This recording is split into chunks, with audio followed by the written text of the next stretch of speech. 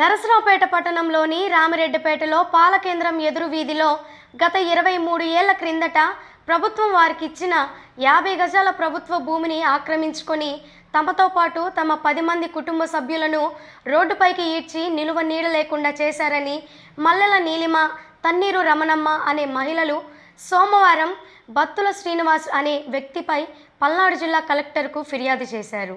ఈ సందర్భంగా రమణమ్మ మీడియాతో మాట్లాడుతూ 2002లో ప్రభుత్వం వారు సెంటు స్థలము ఇచ్చారని, కళ్ళు కనబడక చదువు లేక 90 ఏళ్ల వయసులో ఉన్న తన తల్లి గుంజి మంగమ్మను దాసును మోసం చేసి ప్రభుత్వం వారు ఇచ్చిన భూమి సర్వే నంబర్ను మార్పు చేసి మరొక సర్వే నంబర్తో తప్పుడు రిజిస్ట్రేషన్ చేయించుకున్నారని తెలిపారు.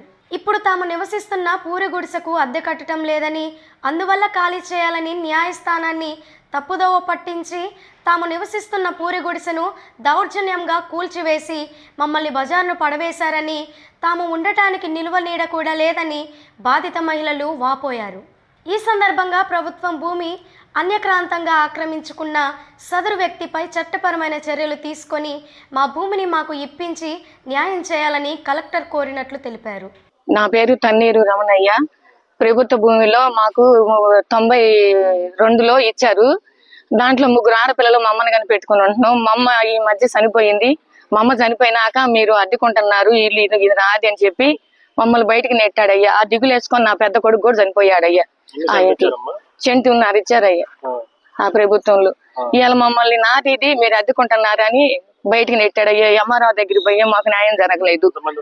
మొత్తం 10 మంది ఆకుంటాం అయ్యా. నాకు 4 పిల్లలు అయ్యా. 4 పిల్లలు, నా కోడలు, నా మనవరు మనవరాళ్ళు, మేము 10 మంది ఆకుంటున్నాం అయ్యా. పూరిల్లు. ఆ ఇల్లు ఇప్పుడు మమ్మల్ని బయటికి నెట్టి పడగొట్టాడయ్యా. పడగొట్టి రోడ్ల మీద నిల్చోబెట్టాడు మమ్మల్ని.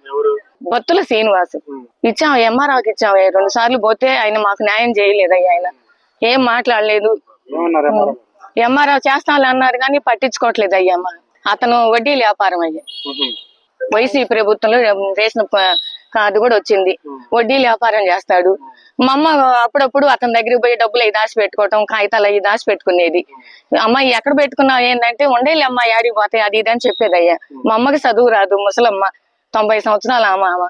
ఏలు ముద్ర వేయించుకొని మమ్మల్ని మోసం చేశాడయ్యా. 6 పిల్లల్ని కలెక్టర్ గారికి చెప్పామయ్యా, మీకు న్యాయం జరిగిద్దిలేని అతనికి మీకు నోటీసులు వస్తాయని చెప్పారు మాకు.